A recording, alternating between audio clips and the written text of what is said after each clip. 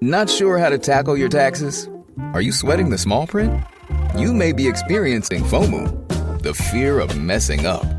The answer? Using TurboTax on Intuit Credit Karma. They help you get your biggest refund, and then we help you do more with it. With a personalized plan designed to help you hit your money goals. It's time to take your taxes to the max. Start filing today in the Credit Karma app. Springfest is happening now at Lowe's. Keep the spotlight on your yard with Stay Green Premium 2 cubic foot mulch, 5 bags for $10. Plus, when you want more help indoors, get up to 40% off select major appliances that help you supercharge your chores. Our best lineup is here at Lowe's. Valid to 4/22 while supplies last. Selection varies by location. See Lowe's.com for details. Mulch offer excludes Alaska and Hawaii.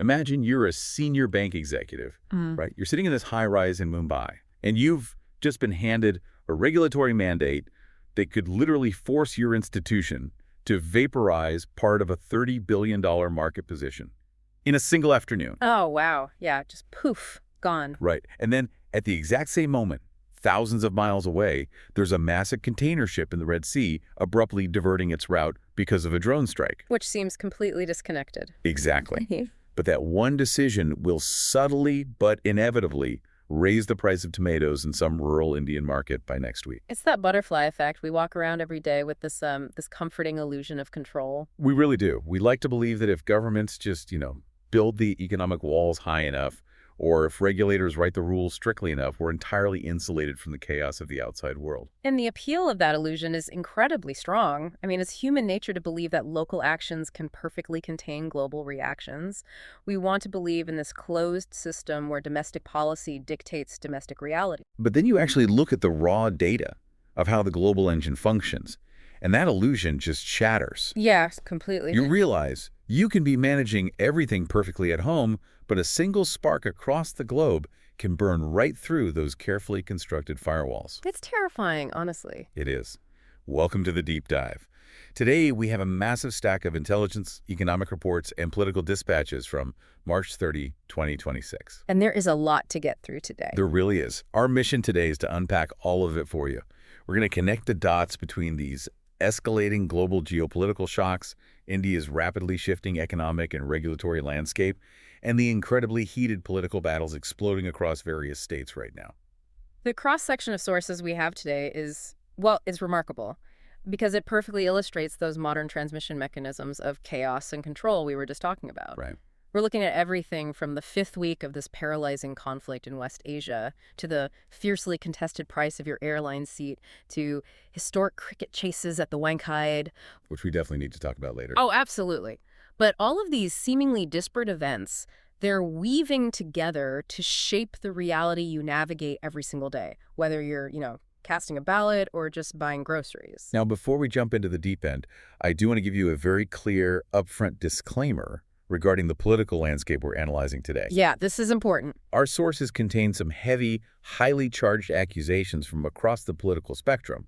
We have sharp, deeply personal attacks from both left-wing and right-wing figures. Really strong rhetoric. Exactly. So we want to be absolutely clear. We are not taking sides. We are not endorsing any of these viewpoints or validating the rhetoric. Our goal is strictly analytical. Right. We're just here to impartially convey the arguments and ideas contained in the source material. To dissect the strategies behind the words so that you can understand the narratives attempting to shape your worldview right now. Our focus is entirely on the mechanics of the arguments. Examining why politicians are choosing specific language, what demographic levers they're trying to pull. And how those local strategies collide with national and international reality. Exactly. Okay, let's unpack this. We have to start with the macro picture, because a conflict happening thousands of miles away is fundamentally rewriting the economic rules here at home. We are now in the 5th week of the escalating conflict in West Asia. 5th week already. And the butterfly effect is becoming mathematically impossible to ignore. According to the Finance Ministry's March monthly economic review, India is seeing the very first clear, undeniable signs of an economic slowdown. And, the context of this slowdown makes it particularly striking. How so? Well, if you look at the same ministry's data from just a month prior through February 2026, The Indian economy was exhibiting incredible robustness. Right, it was surging. Yeah, we were tracking incredibly strong domestic demand. Infrastructure expansion was moving at a breakneck pace. We saw sustained month-over-month growth in fundamental sectors like steel and cement output. Which is entirely driven by massive public capital expenditure. Right? Exactly. It was a picture of a domestic engine running at peak momentum. It seemingly looked immune to outside weather. But then March hits, and the finance ministry points directly to external shocks. Geopolitical tensions in West Asia are severely disrupting global energy markets. Crude oil prices are spiking. Right. And we're seeing early March indicators that are flashing yellow. The report specifically cites a month-on-month decline in e-way bill generation and softer flash PMI output readings. Yeah, those are the big red flags. Let's pause right there, because those terms get thrown around constantly in financial media. Break down for me what a flash PMI actually is and why a decline in e-way bills matters to someone who isn't an economist. Sure. So Purchasing Managers Index, or PMI, is essentially a health check for the manufacturing and service sectors. But instead of looking at trailing data, like corporate profits from last quarter, it looks at forward momentum. It surveys the actual purchasing managers. The people whose literal job is to buy the raw materials for the factories. Exactly. And a flash reading is an early preliminary estimate of this index. So, if purchasing managers are suddenly buying fewer raw materials, it means they anticipate a slowdown in factory orders. It acts as a canary in the coal mine. That's a great way to put it. And e-way bills, on the other hand, are the electronic permits required to move goods worth more than 50,000 rupees from one state to another. Okay, so if e-way bill generation drops, it means fewer trucks are moving across the country. Less movement means less commerce. It's a real-time pulse of domestic trade. So fewer raw materials are being bought and fewer trucks are moving goods. If we map out the mechanics of this, how does a missile strike in the Middle East translate to fewer trucks moving in Maharashtra? It all comes down to the supply-side transmission mechanism. The finance ministry highlighted that domestic demand itself, like the desire of the Indian consumer to buy things, is actually still relatively resilient. Yeah, vehicle registrations are still growing, digital transactions are rising. Exactly. The problem isn't that people don't want to buy goods. The problem is the cost of getting those goods to the consumer. Ah, I see. The sectors that depend on imported inputs are getting hammered. When a conflict breaks out in a crucial maritime corridor, like the Red Sea or the Persian Gulf, global shipping companies immediately divert their vessels to longer, safer routes. Often entirely around the continent of Africa, right? Yes. Which takes significantly more time and burns massively more fuel. Time and fuel equal money. But it goes beyond just the fuel. Insurance premiums for shipping vessels entering anywhere near conflict zones skyrocket. Oh, of course. So the vessel carrying crude oil or essential raw materials to India suddenly costs vastly more to operate and insure. That increased cost is passed directly to the Indian manufacturer. And the manufacturer then faces higher costs to produce the goods and transport them domestically, because domestic diesel prices are inherently tied to global crude. Exactly. Eventually, that cumulative compounding of elevated freight, insurance, and logistics costs land squarely on you, the consumer, at the retail level. And the report specifically mentioned that retail inflation has begun edging up, driven primarily by food prices. And rural sentiment has softened as a result. Yeah, which is a major concern. But the most concerning element of the Finance Ministry's report was their warning that the full impact of the crude price surge hasn't even been fully reflected in domestic inflation yet. Right. We're just feeling the leading edge of the shockwave. The Finance Ministry officially acknowledged that while the fundamental structure of the economy retains its resilience, the balance of risks remains firmly tilted to the downside. They are preparing for a delayed, sustained inflationary pressure that is entirely outside their sovereign control to stop. It's wild. Yeah. But India isn't just a passive observer sitting back and feeling the economic ripples, It's actively having to manage the fallout in its immediate neighborhood. Yes, absolutely. Look at Sri Lanka. They are facing a severe, acute fuel crisis right now. Lanka, IOC, the Sri Lankan subsidiary of Indian Oil Corporation, struggled to secure supplies from their usual sources in the Middle East and Singapore. Entirely due to the logistical nightmare created by the West Asia conflict. And the situation in Colombo escalated rapidly. It reached the point where Sri Lankan President Anura Kumara Dissanayake reached out directly to Prime Minister Narendra Modi to flag the impending crisis. Sri Lanka is highly sensitive to energy shocks, especially given their recent history of economic instability. Right. To prevent a complete systemic collapse, they had to introduce a strict fuel quota system starting March 15 to prevent panic buying. While simultaneously launching a law enforcement crackdown on the illegal hoarding of diesel and petrol. Right. And India's response was immediate. They swiftly dispatched an emergency shipment of 38,000 metric tons of fuel. Specifically, 20,000 tons of diesel and 18,000 tons of petrol. Yeah, which arrived in Colombo over the weekend. And President Dissanayake publicly thanked PM Modi and External Affairs Minister S. Jaishankar for the rapid response. Which is expected to stabilize their reserves until the end of May. The dual role India is forced to play here is a fascinating study in regional diplomacy. It really is. I mean, domestically, the Indian economy is highly vulnerable to these global energy shocks, as evidenced by the inflation data we just discussed. Right. Yet internationally, India is compelled to step up as the reliable regional savior, acting as a geopolitical shock absorber for a neighboring country that is infinitely more vulnerable to those exact same supply chain disruptions. Providing that 38,000 metric tons wasn't just an act of charity. No, not at all. It's a strategic necessity to prevent economic collapse and potential civil unrest on India's immediate southern maritime border. But while India plays the regional stabilizer in the south, there's a massive geopolitical twist happening at the exact same time regarding its neighbor to the west. Yes, this is where it gets really complicated. As this Middle East war enters its fifth week, and we are seeing fresh images of destruction in Tehran, following a targeted attack on a building housing the Al Arabi TV network, Pakistan has suddenly stepped onto the global stage. Offering to host official U.S.-Iran peace talks. It's quite a shift. Pakistan's Foreign Minister Ishaq Dar held a televised briefing announcing that both Washington and Tehran have expressed confidence in Islamabad's ability to act as a new... Chronic migraine is 15 or more headache days a month, each lasting 4 hours or more.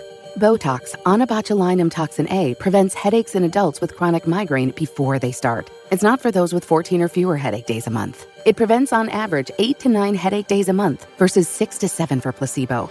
Prescription Botox is injected by your doctor. Effects of Botox may spread hours to weeks after injection, causing serious symptoms. Alert your doctor right away, as difficulty swallowing, speaking, breathing, eye problems, or muscle weakness can be signs of a life-threatening condition. Patients with these conditions before injection are at highest risk. Side effects may include allergic reactions, neck and injection site pain, fatigue, and headache. Allergic reactions can include rash, welts, asthma symptoms, and dizziness. Don't receive Botox if there's a skin infection. Tell your doctor your medical history, muscle or nerve conditions, including ALS, Lou Gehrig's disease, myasthenia gravis, or Lambert-Eaton syndrome, and medications, including botulinum toxins, as these may increase the risk of serious side effects. Why wait? Ask your doctor, visit BotoxChronicMigraine.com, or call 1-800-44-BOTOX to learn more. mediator. He stated quite boldly that Pakistan would be honored to support meaningful dialogue and could facilitate talks within days. And this development has ignited an absolute firestorm in Indian domestic politics. Congress leader Jairam Ramesh came out swinging, framing this not just as a global event, but as a colossal failure of the Modi government's foreign policy. Let's break down Ramesh's argument because it is quite detailed and historically sweeping. Yeah, go ahead.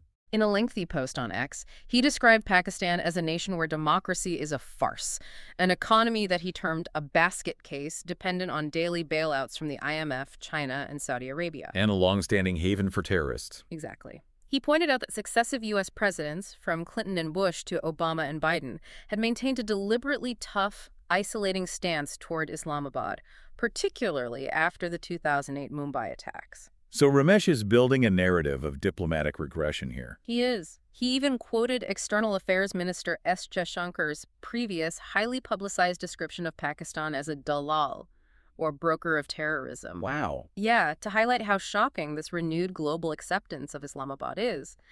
Ramesh argued that despite India's recent military and strategic posturing, specifically citing the success of Operation Sindoor, which theoretically should have cemented India's dominant diplomatic leverage, Pakistan has somehow maneuvered right back to the head of the international mediators table. He went further, making it intensely personal regarding the Prime Minister's brand. Ramesh questioned why PM Modi, despite hosting massive, high-profile geopolitical events like Howdy Modi in Houston and Namaste Trump, in Ahmedabad allowed this diplomatic outflanking to happen. Right. He even accused the government of betraying India's agricultural sector by signing a U.S. trade deal that produced absolutely no diplomatic advantage in return. And his ultimate punchline was claiming that the government's carefully cultivated Vishwaguru image, the idea of India as a world teacher and primary global power, has been exposed as a Vishwaphony. Vishwaphony. That's quite the phrase. The strategy behind Ramesh's rhetoric is highly calculated. He is attacking the personality-driven narrative of the government's foreign policy. For the past decade, the ruling party has successfully marketed foreign policy as a domestic political triumph, translating global standing into electoral capital. So by pointing to Pakistan's sudden relevance, Ramesh is attempting to pierce that aura of invincibility. Exactly. Suggesting that the grand spectacles haven't yielded tangible geopolitical containment of India's primary rival. I have to push back on the fundamental premise of Ramesh's argument, though. Right. Is Pakistan's selection as a mediator actually a reflection of Indian diplomatic failure, or is it just raw geographic opportunism? How do you view? I mean, Pakistan shares a massive, highly porous border with Iran. They have deep, complex historical ties with both Tehran's leadership and Washington's intelligence apparatus. Does their selection as a host really mean India's policy is unraveling? Or is it just highly functional geopolitics by Washington and Tehran, utilizing the most geographically convenient back channel? That's a really good point. The distinction between zero-sum politics and functional geopolitics is vital here. In a purely geopolitical context, mediation requires specific leverage points. Right. Pakistan uniquely possesses those points. They have the geographic proximity to Iran, a long history of military cooperation with the United States, and a desperate economic need to prove their utility to global powers to secure continued financial bailouts. And India is in a very different position. Completely different. India has maintained a careful strategic autonomy, balancing ties with Israel, Arab nations, the U.S., and Iran. Stepping into the middle of a U.S.-Iran peace negotiation carries immense diplomatic risk for New Delhi that it may simply not want to take. That makes total sense. However, domestic politics rarely rewards that kind of nuance. No, it doesn't. To the domestic Indian voter, foreign policy is often viewed through a zero-sum lens. If Pakistan gains international prestige or relevance, it is inherently perceived as a loss for India. Ramesh is leveraging that exact psychological dynamic. And Prime Minister Modi is acutely aware of that dynamic.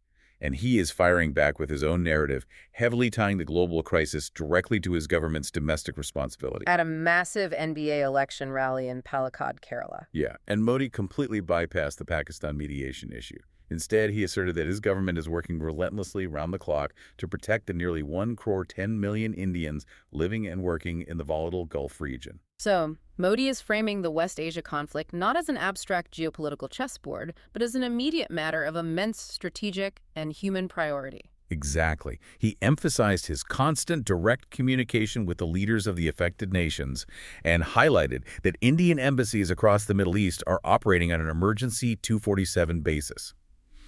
He is positioning himself as the ultimate protector of the diaspora. He then turned the argument directly against the Congress. Yes, he did. He accused the opposition of making dangerous and politically motivated statements regarding the Middle East that could actively jeopardize Indian lives abroad. He alleged that their remarks on this highly sensitive situation were irresponsible, reckless, and risk-provoking hostility toward Indian expatriates purely for the sake of scoring cheap electoral points at home. Notice the counter-strategy there. While Ramesh attempts to paint the government as diplomatically incompetent regarding Pakistan, Modi shifts the focus entirely to citizen safety. By labeling the opposition's critiques as dangerous, he is painting their political disagreements not just as differing opinions, but as active existential threats to the safety of Indian citizens. It is a powerful way to shut down foreign policy debate during an election cycle, equating criticism of the government with endangering the nation. It really paints a stark contrast of the era we live in. We are dealing with uncontrollable currents of global conflict bleeding into local inflation and complex diplomatic maneuvering that rewrites regional hierarchies. But domestically, we're seeing a fascinating counter-reaction. Faced with all this external volatility, Indian regulators and government ministries are firmly putting their foot down, drawing rigid boundaries, and asserting absolute control over the systems they can reach. We are witnessing a distinct, coordinated pattern of regulatory assertiveness across multiple sectors right now. Yeah. Whether it is international trade agreements, domestic banking rules, or consumer aviation policies, the approach is no longer about accommodation. It is about enforcing strict, uncompromising boundaries. Let's examine the global trade arena first. At the massive World Trade Organization Ministerial Conference, MC14, held in Yaoundé, Cameroon Commerce and Industry Minister Piyush Goyal announced a stunning stance.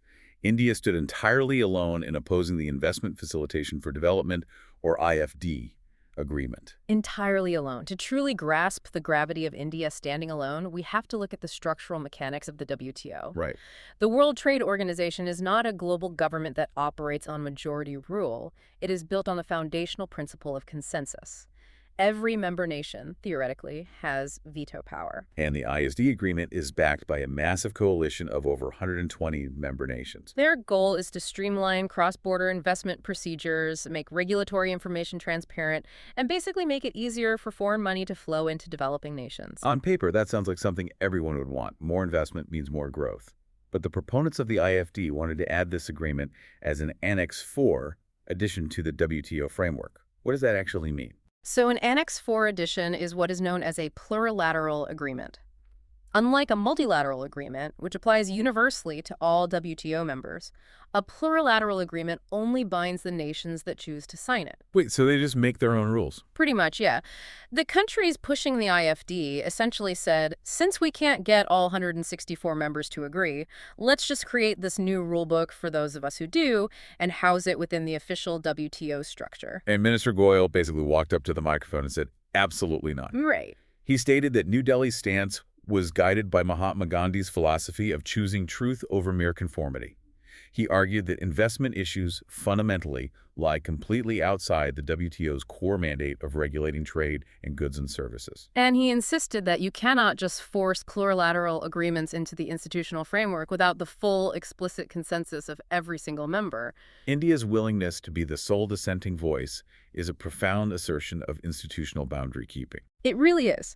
Goyal's argument is that if you allow a subset of powerful nations to bypass the consensus rule and create their own parallel agreements within the WTO, you erode the fundamental protections that developing nations rely on. Because if the WTO becomes a two-tiered system, smaller economies will eventually be coerced into accepting rules they had no part in drafting. Exactly. But India wasn't just playing structural defense either. They went aggressively on the offensive regarding fisheries subsidies. Yes, the fisheries debate. They demanded strong, non-negotiable protections for small and artisanal fishermen, insisting that any final decisions on curbing subsidies must address the historical actions of developed countries.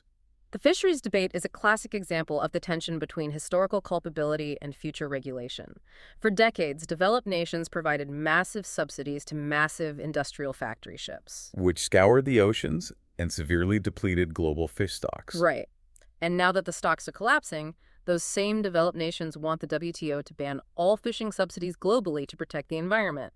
And India's counter-argument is deeply rooted in developmental equity. They are saying, you caused the overfishing with your industrial fleets. Our artisanal fishermen, who use small boats and outboard motors to feed their families, did not cause this crisis. You cannot use a blanket ban to punish our survival fishers for the ecological damage your industrial fleets cause. India is demanding that the rules reflect historical reality, not just current convenience. Which is a very strong stance. So on the global stage, India is acting like a very strict institutional bouncer, refusing entry to rules that don't fit the mandate and demanding historical accountability.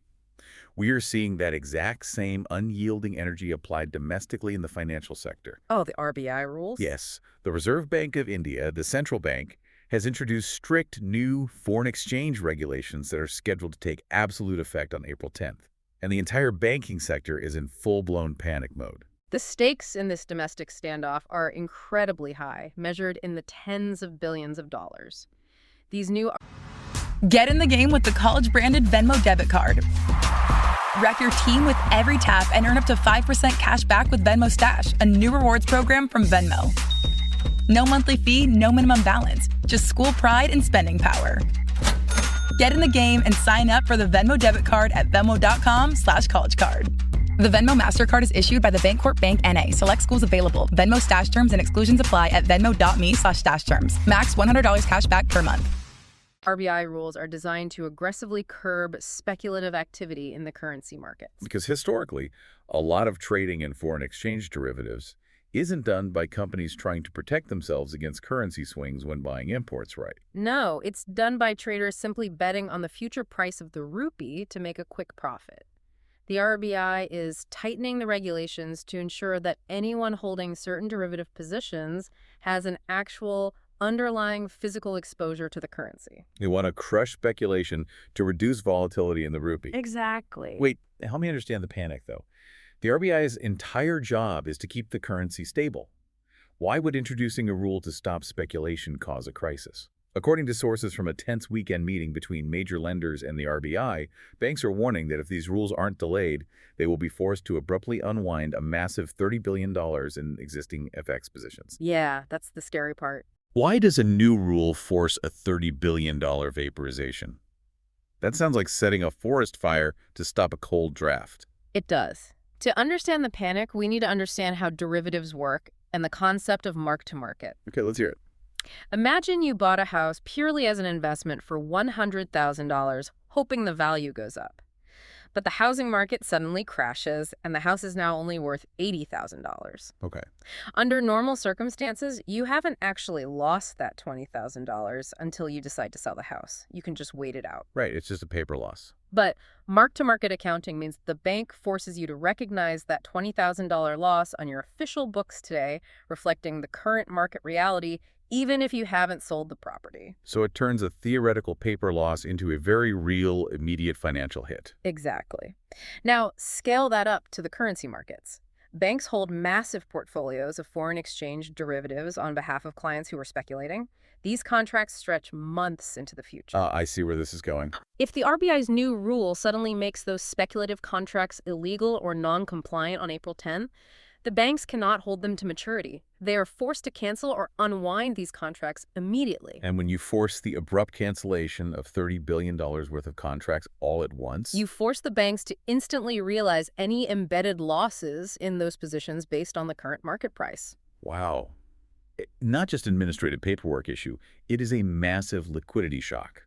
The lenders are arguing that a simultaneous panicked unwinding by multiple institutions could severely distort market functioning, amplify massive price swings in the rupee, the very thing the RBI wants to avoid, and create immense stress on bank balance sheets. The banks are essentially pleading for a grandfather clause. They're asking the RBI to apply the strict new rules only to fresh trades going forward, or to allow a phased gradual implementation so they can slowly unwind the existing $30 billion without shocking the system. It highlights a profound risk management paradox. The central bank's noble quest for long-term currency stability is colliding head-on with the immediate operational realities of complex derivative books, potentially triggering the exact market instability they are trying to prevent. Exactly. And if you think the banks are angry about sudden regulatory shifts, wait until you look at the aviation sector. Oh, this is a big one. The Directorate General of Civil Aviation, the DGCA, following direct orders from the Civil Aviation Ministry, has dropped an absolute bombshell on the airline industry.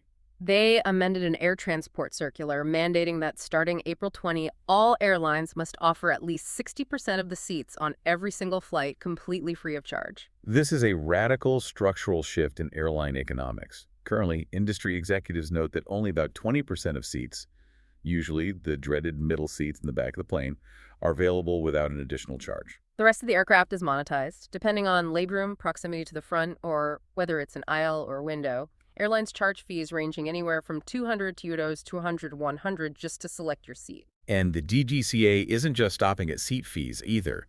They are demanding totally transparent seat allocation policies, clear upfront communication of all optional service charges, like the fees for carrying musical instruments or sporting equipment. And crucially, ensuring that families traveling under the same PNR or passenger name record are seated close to each other without having to pay a premium to do so. They want to completely eradicate opaque pricing practices. Naturally, the airlines are pushing back aggressively, forming a united front. Indigo, Air India, and SpiceJet sent a joint strongly worded letter to the ministry warning that mandating 60% free seats will fundamentally break their revenue models. Forcing them to increase the base airfares for every single passenger to offset the massive losses from seat selection fees. Let's unpack the economics of this. It reminds me of the promise of streaming services. We were told that unbundling cable TV would save us money because we'd only pay for the channels we wanted. But now you subscribe to 5 different apps and you're paying more than you ever did for cable. Right. It's the unbundling paradox. The airlines unbundled the seat from the ticket to offer a lower base fare, and now the regulator is forcing them to bundle it back together. Will this actually protect the passenger or just result in a permanently higher base ticket price? That is the core economic debate of consumer protection in highly consolidated industries. Airlines operate on notoriously thin profit margins, highly susceptible to the volatile jet fuel prices we discussed earlier. Yeah, that fuel spike hits them hard. Exactly. To survive, they use ancillary revenues like charging for bags, food, and specific seats to subsidize the cost of the actual flight, keeping the advertised base fares artificially low to attract budget-conscious travelers. And the regulator's argument is philosophical. A ticket should guarantee a reasonable seat, and families shouldn't be held for ransom to sit near their children. But the mathematical reality is that if you remove the airline's ability to generate millions in ancillary seat revenue, that money has to be recouped elsewhere to maintain profitability. The base fare will inevitably rise. As we saw with the RBI's currency rules, aggressive regulation designed to protect the little guy almost always carries the risk of unintended systemic consequences that eventually trickle back down to the consumer. It really does. We're seeing this theme of drawing rigid battle lines, whether it's at the WTO in Geneva, inside the central bank in Mumbai, or governing the skies. But this theme of absolute unyielding stances is most visible as it explodes across the campaign trail, as India heads into these crucial elections. State elections in India are never just about local issues. They are massive ideological testing grounds. Let's start by looking at Prime Minister Modi's massive rally in Palakkad, Kerala. The assembly elections there are set for a single phase on April 9, with counting scheduled for May 4. Modi was absolutely relentless in his messaging. He was. He mocked the ruling Left Democratic Front, the LDF, and the opposition United Democratic Front, the UDS, characterizing them not as distinct political choices, but as B teams of each other. He essentially accused the two primary political forces in Kerala of engaging in decades of synchronized vote bank politics. He claimed that one coalition is communal and the other is mega-communal, that one is corrupt and the other is mega-corrupt. He is attempting to collapse the entire political history of the state into a single narrative of systemic failure. He went heavily into the economic data, claiming the LDF government has plunged Kerala into a staggering 5 lakh crore debt, effectively tripling the state's financial burden in just a decade. He alleged that development funds had gone straight into the pockets of the ruling front's leadership rather than building infrastructure. Against this backdrop of alleged financial ruin, Modi positioned the BJP-led NDA as the sole viable alternative, the A-team.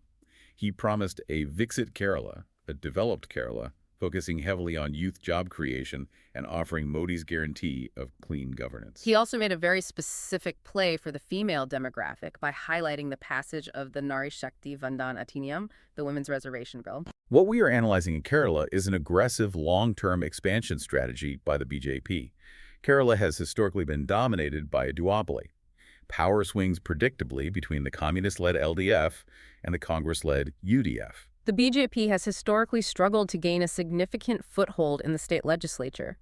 By framing the LDF and UDF not as bitter opponents, but as a single, entrenched, collusive system of corruption and economic stagnation, Modi is trying to create a narrative vacuum that only a completely outside force, the BJP, can fill. The focus on the Euro lakh crore debt is specifically designed to alarm the middle class about the state's long-term viability under current leadership models. Right. And while the strategy in Kerala is about dismantling a historical duopoly through anti-corruption messaging, the battle in Assam is shaping up to be a massive foundational clash of completely different political ideologies. Yeah, Union Home Minister Amit Shah was campaigning in Tihu in western Assam, and he made a declaration that sets a massive national precedent. He vowed that if the BJP wins a third consecutive term in the state, they will implement a Uniform Civil Code, or UCC, in Assam. The promise of a uniform civil code is one of the most significant ideological pillars of the BJP. Currently, India operates under a system of personal laws where matters like marriage, divorce, inheritance, and adoption are governed by different religious scriptures and customs for different communities: Hindu, Muslim, Christian, and others. And a UCC seeks to replace all these diverse religious personal laws with a single standardized set of secular civil laws that apply equally to every citizen, regardless of their faith. Shah specifically noted that this proposed UCC in Assam would prominently feature a complete ban on the practice of polygamy. He framed this not as a sudden move, but as a natural progression of the BJP's broader governance agenda. He pointed to the state of Uttarakhand, which successfully implemented its own UCC in early 2025, and Gujarat, which passed its version of the bill just weeks ago in March 2026. The groundwork in Assam is already heavily laid. The government led by Chief Minister Himanta Biswa Sarma passed the Assam Prohibition of Polygamy Bill back in November 2025, which criminalized the practice across all religions. So Shah is positioning the UCC as an ultimate tool for gender equality and national modernization. It is a sweeping, standardized, intensely ideological pitch. Now, contrast that grand nationalized ideological framework with the deeply localized strategy the Congress is deploying in Assam. Congress President Mallikarjun. It's crunch time at work, and you need to bring wings to your workday. Visit redbull.com/gettingitdone and answer a couple questions about your work style to get a Spotify customized playlist tuned to your productivity. Plus, score a can of Red Bull on us while you go from to-do to done. And remember, Red Bull gives you wings. Supplies are limited. Terms apply. Visit the website for more information.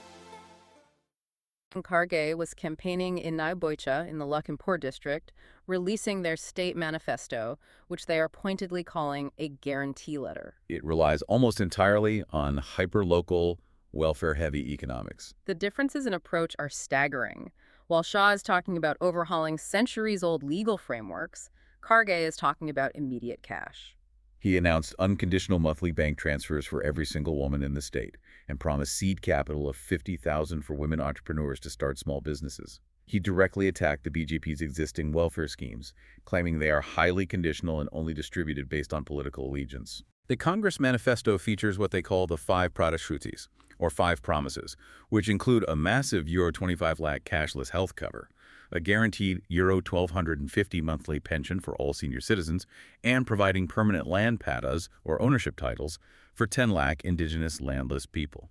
The Congress is attempting to replicate a welfare model they claim delivered electoral success in states like Karnataka, Rajasthan, and Telangana.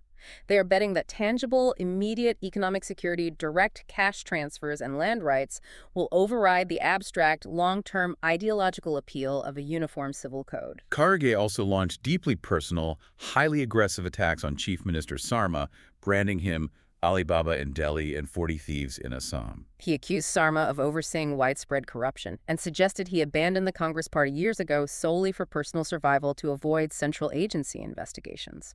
But the most uniquely fascinating element of the Congress Manifesto is a highly specific, emotional pledge regarding a cultural figure. They explicitly promise that within 100 days of forming the government, they would launch a high-level investigation into the death of the iconic singer Zubin Garg, vowing to identify and punish those responsible. That's so hyper-local. The inclusion of Zubin Garg in a political manifesto is a masterclass in emotional targeting. Garg wasn't just a singer. He was a massive cultural icon in Assam, deeply resonant with the youth and deeply intertwined with Assamese identity and regional pride. By promising an inquiry into his death, the Congress is tapping into a very specific, raw, localized grief and sense of injustice. The political tactic here is brilliant in its contrast. The BJP is running on a standardized national framework of legal uniformity, the UCC. The Congress is running on a highly fragmented strategy of hyperlocal emotional appeals combined with direct, unconditional economic security. We have these grand visions in Assam, with ideological codes versus massive welfare cash transfers.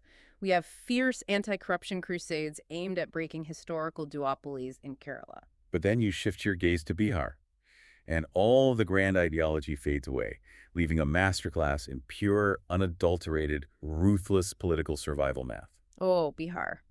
The ongoing situation with Chief Minister Nitish Kumar is arguably the most perfect contemporary example of back-end coalition dynamics, superseding all other political considerations. He is currently set to resign from the Bihar Legislative Council, or MLC, just weeks after being elected to the Rajya Sabha. Let's clarify the mechanics of this move. The Legislative Council is the upper house of the state legislature, where Nitish Kumar has held his seat while serving as chief minister.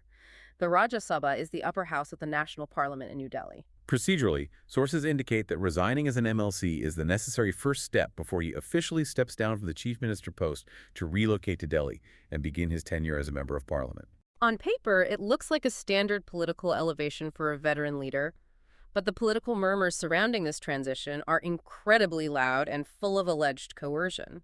The opposition Rashtriya Janata Dal, the RJD, is seizing on the move. RJD working president Tejashwi Yadav publicly claimed that Nitish Kumar had absolutely no wish to leave state politics or enter the Rajya Sabha, but was essentially forced into a corner and pushed upstairs by his coalition partner, the BJP, who want to take direct control of the state's leadership. And it isn't just the opposition stirring the pot. Within Nitish Kumar's own party, the JDU, the friction is visible. JDU leader and lawmaker Anant Kumar Singh publicly stated that the party cadre were deeply opposed to Nitish Kumar's move to Delhi, fearing a loss of regional influence. But he acknowledged that the chief minister had already made up his mind, signaling a sense of inevitability. Nitish Kumar is perhaps India's most enduring political pragmatist, famous for constantly shifting alliances between the BJP and the RJD to ensure he remains in the chief minister's chair, regardless of the ideological contradictions. This impending transition to the Rajya Sabha is seismic, because it fundamentally clears the path for an entirely new political configuration in the Bihar state government. It removes the central stabilizing or destabilizing, depending on your view force of the last 2 decades. This brings me to a fundamental question about how we understand modern politics. We analyze Amit Shah promising massive society-altering legal overhauls like the Uniform Civil Code. We analyze Mallikarjun Kharge promising sweeping multi-billion rupee welfare cash transfers. Right. Do these grand ideological visions or massive economic promises actually sway the modern voter? Or when you peel back the layers, does it all eventually come down to the kind of cold back-end coalition chess and alliance math we are seeing dictate the future of Bihar? It is a critical distinction, and it is rarely an either-or scenario. They operate on different levels. Grand ideological promises like the UCC or sweeping welfare guarantees are absolutely crucial for narrative creation and base mobilization. They give the voter a tangible, emotional, or economic reason to show up at the polling booth. They create the wave. Exactly. However, in deeply fragmented, caste-complex political landscapes like Bihar, even the most powerful narrative wave can be completely neutralized if the back-end coalition math doesn't align perfectly. Ideology and welfare win the argument on the street. But the cold calculus of coalition math ultimately wins the seat in the assembly. You cannot govern without both.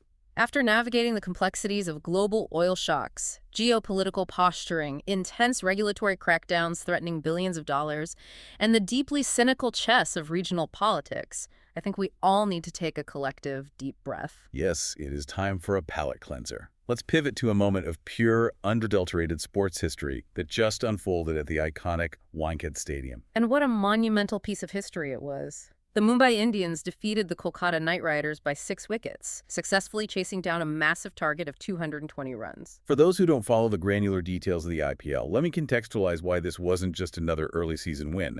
First, chasing 220 makes it the Mumbai Indians' highest successful run chase in their entire IPL history. But vastly more important than the run total is the psychological demon they finally exercised. This victory definitively ended a staggering 13-year curse. Ever since 2012, the Mumbai Indians have consistently, almost inexplicably, lost their season opener. The psychological weight of a 13-year losing streak for a franchise as dominant, well-resourced, and successful as the Mumbai Indians is enormous. It transcends mere statistics. It becomes a deeply ingrained, self-fulfilling prophecy in the locker room. Every new season, the media talks about the curse, the fans expect the slow start, and the players feel the invisible pressure of history before the first ball is even bowled. It's like they are historically this massive, heavy diesel engine that takes 3 or 4 weeks of sputtering to finally warm up and start dominating the tournament. But this year, under the intense scrutiny of Hardik Pandya's first match as full-time captain, taking over from the legendary Rohit Sharma, They didn't bring a diesel engine. They brought a rocket engine. The Kolkata Night Riders actually set them up for a grueling, potentially demoralizing night. KKR's openers, Ajinkya Rahane and Finn Allen, came out absolutely blistering, putting up 57 runs in just the first 4 overs. Rahane played a beautifully composed innings of 67, and Ankush Raghuvanshi added a rapid-fire late innings 51 off just 29 balls, pushing KKR to a highly competitive, intimidating total of 220 for 4. Walking out to chase 220, knowing your franchise hasn't won an opener in over a decade, requires immense mental fortitude. But when Rohit Sharma and Ryan Rickleton walked to the crease, they didn't look burdened. They looked liberated. They absolutely dismantled KKR's inexperienced bowling attack. Rohit unleashed a vintage performance, scoring 78 off 38 balls, clean pulls, effortless lofted drives. And Rickleton, rather than playing a supporting role, matched him shot for shot with an authoritative 81 off 43 balls, aggressively sweeping the veteran Sunil Narine for multiple sixes. The key to their chase was how heavily they capitalized on KKR's fielding errors. KKR dropped crucial early catches, and Rohit and Rickleton made them pay a heavy price. They raced to 110 for no loss in just 9 overs and 135 in 11. By attacking the power play so viciously, they essentially broke the mathematical back of the chase before the halfway mark of the innings. Even when the inevitable wickets fell and Rohit and Sri Kumar Yadav headed back to the pavilion, the middle order didn't panic.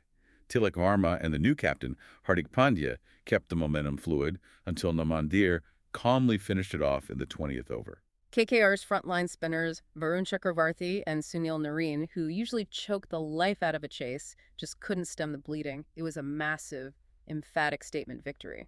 The significance of this win cannot be overstated for the trajectory of their season. It fundamentally shifts the narrative for MI, breaking a decade-long curse with a record-breaking chase, specifically under a new, heavily scrutinized captain, completely. So good, so good, so good. Spring styles are at Nordstrom Rack stores now, and they're up to 60% off. Stock up and save on Rag & Bone, Madewell, Vince, All Saints, and more of your favorites. How did I not know Rack has Adidas? Why do we rack? For the hottest deals. Just so many good brands. Join the Nordy Club to unlock exclusive discounts, shop new arrivals first, and more. Plus, buy online and pick up at your favorite Rack store for free. Great brands, great prices. That's why you rack. Resets the locker room psychology. It sets an aura of invincibility for their 2026 campaign right from day one. It truly sets a new paradigm for them. And as we zoom out and look at everything we have unpacked in this deep dive, the sheer scale and complexity of the connections are staggering. We started by tracing how a disrupted oil tanker in the Red Sea is fundamentally altering the inflation rate of tomatoes in an Indian village. We watched an Indian minister stand completely alone in an African conference hall to protect the livelihoods of domestic fishermen from global trade rules. We analyzed regulators in Mumbai and Delhi engaging in high-stakes games of chicken with banks over $30 billion and airlines over the exact rules of the free market. And we tracked the fierce ideological battle for the future of the nation, from the heat of anti-corruption rallies in Kerala to the emotional welfare promises in Assam. What this sweeping cross-section of data proves is that we live in an era where the concept of isolation is entirely dead. Global shocks and local politics are completely irreversibly inseparable. You, the listener, are navigating a highly interconnected, incredibly sensitive system where a drone strike halfway across the world eventually reaches your wallet, and local, hyper-specific welfare promises shape the national ballot box. Every single boundary drawn by a regulator, every emergency fuel shipment sent to a desperate neighbor is part of this massive reactive web of cause and effect. So what does this all mean for that comforting illusion of control we talked about at the very beginning of our journey today?